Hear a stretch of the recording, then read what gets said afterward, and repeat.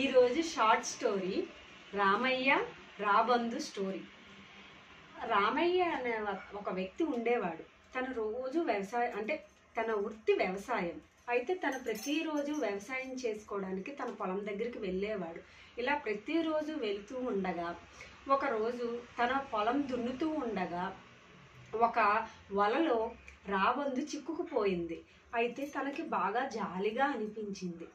అయితే జాలిగా అనిపించి ఆ రాబందును కాపాడదాం అనుకొని కాపాడి ఆ వల నుండి చిక్కుకున్న రాబందును విడిచిపెట్టి ఆ రాబందుని బయటికి వదిలేశాడు.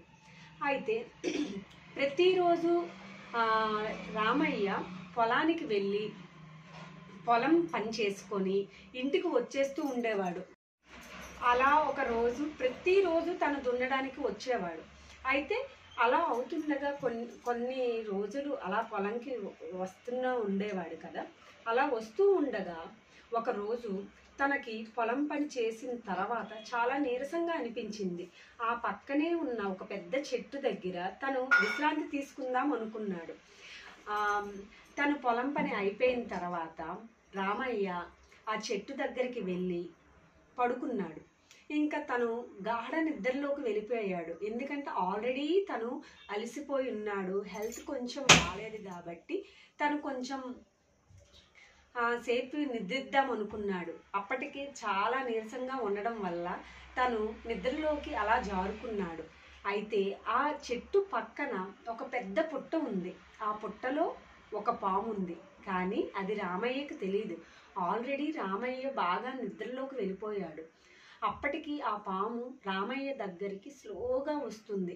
ఆ విషయం రామయ్య అస్సలు గమనించలేదు.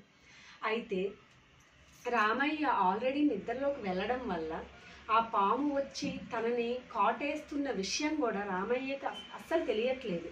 అయితే ఆల్రెడీ రాబందు ఆకాశంలో తిరుగుతూ ఉంది. అప్పటికి రాబందుకి ఈ విషయం కనిపిస్తుంది. ఏంటి, రామయ్య దగ్గరికి వస్తున్న పాముని రాబందు గమనించింది.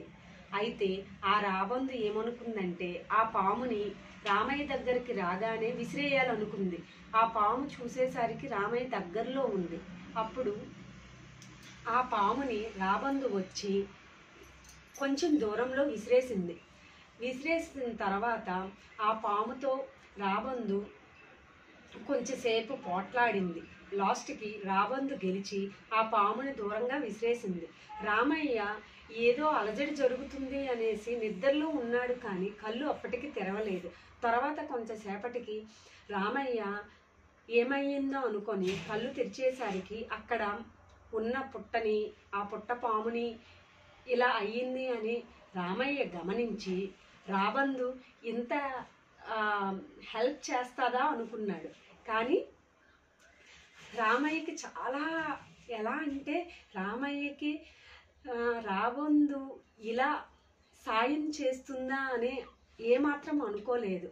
రామయ్య అప్పటికి చాలా కంగారు పడ్డాడు. ఏమిటంటే ఒకవేళ పాము నాకు కాటేస్తే నా పరిస్థితి ఏంటి అనేసి రామయ్య అప్పటికి చాలా కంగారు పడుతూ ఉన్నాడు. కానీ రామయ్య చేసిన మంచి తిరిగి తనకి మళ్ళీ మంచి రూపంలో వచ్చింది. అంటే మనం ఒకరికి మంచి చేస్తే అది ఏదో ఒక రూపంలో మళ్ళీ ఆ మంచి మనకి వస్తుంది. అది ఈ స్టోరీ ద్వారా రామయ్యకి ఏమనిపించిందంటే మనకి కూడా ఏమర్థమవుతుంది, ఒకరికి మంచి చేస్తే తిరిగి ఆ మంచి ఏదో ఒక రూపంలో మనకు వస్తుంది. అది వెంటనే వస్తుందా, తర్వాత వస్తుందా, అది మనం పక్కన పెట్టి ఒక మంచి మనం చేస్తే ఆ మంచి మనకి ఎలాగైనా వస్తుంది. కాబట్టి మనం ఒక మంచి చేసేటప్పుడు ఎక్కువ ఆలోచించకూడదు. ఫస్ట్ ఆ మంచి చేసేయాలి అంతే. దాని నుండి మనం మంచి నేను చేశాను కాబట్టి ఆ మంచి మరలా నాకు రావాలి అని కోరుకోకూడదు. ఎప్పుడో ఒకసారి మనం చేసిన మంచి తిరిగి మనకు మళ్ళీ మంచిగానే వస్తుంది. ఈ స్టోరీ వల్ల నాకు అర్థమైంది ఏంటంటే మనం ఒకరికి మంచి చేస్తే ఆ మంచి మనకి ఎప్పటికైనా తిరిగి వస్తుంది.